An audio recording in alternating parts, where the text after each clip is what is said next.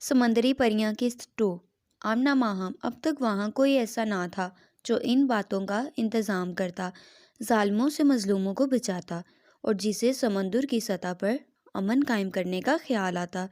پریوں کے لیے یہ کام کم نہ تھے۔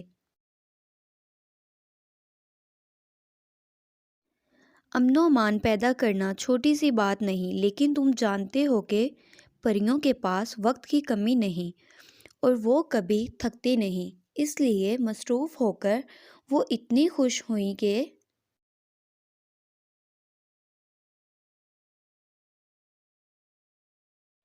پورے 1 مہینے تک چاندنی رات میں بھی کھیلنے کودنے کے لیے سمندر کے کنارے پر نہ آئیں۔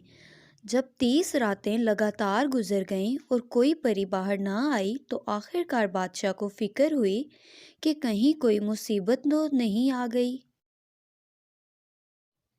کیا بات ہے کہ پریاں سمندر سے باہر نہیں آئیں۔ اس نے ان کی خبر لینے کے لیے اپنا لیچی بھیجا۔ لیچی سمندر میں پریوں کے پاس پہنچا۔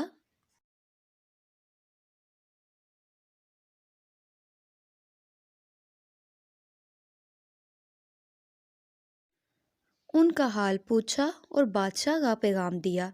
پریوں نے کہا، بادشاہ سلامت کی خدمت میں ہماری طرف سے عرض کر دینا کہ ہمیں بھی اپنی سہیلیوں سے اتنے دن تک نہ ملنے کا بہت افسوس ہے۔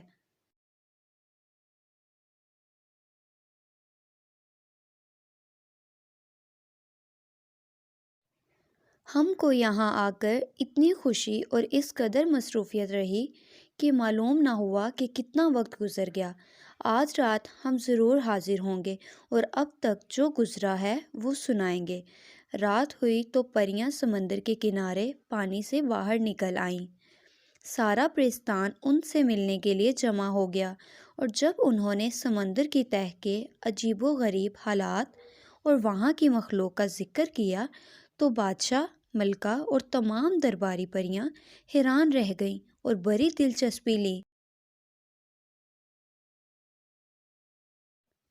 بادشاہ نے کہا، تم بڑی اچھی نیک دل پریاں ہو، تم کو اس کا صلہ ملنا چاہیے، چونکہ تمہاری مصروفیت بہت زیادہ ہے اور تمہارا رہنا بھی ٹھہرا دور دراز، اس لیے مناسب ہے کہ تم اپنا بادشاہ بھی الگ بنا لو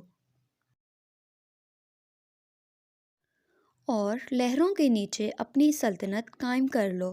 شاہی خاندان میں سے ایک شہزادہ تمہارا بادشاہ بن سکتا ہے۔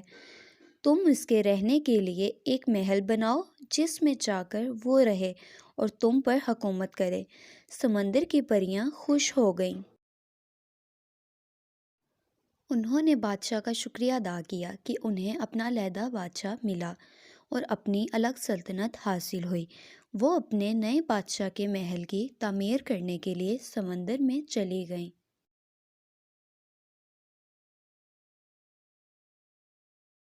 سمندر کی تہہ میں پہنچتے ہی پریوں نے محل کا ڈول ڈال دیا۔ 1 مہینے کے اندر ہی محل تیار ہو گیا۔ محل کے دور دیوار چمکیلی سیب کے تھے اور اس کی چھتیں سفید باریک چاندنی جیسی ریت کی۔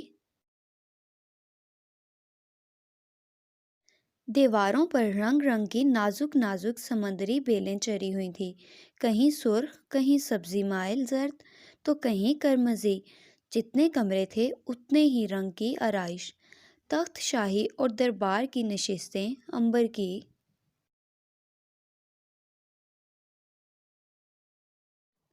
تاج بڑے بڑے موتیوں کا، سفید محل کے چاروں طرف سمندر کے پھولوں کے درختوں سے آراستہ باغات تھے، جگہ جگہ فوارے جو رات دن چلا کرتے، رات کی روشنی کے لیے چمکتی ہوئی مچھلیاں تھیں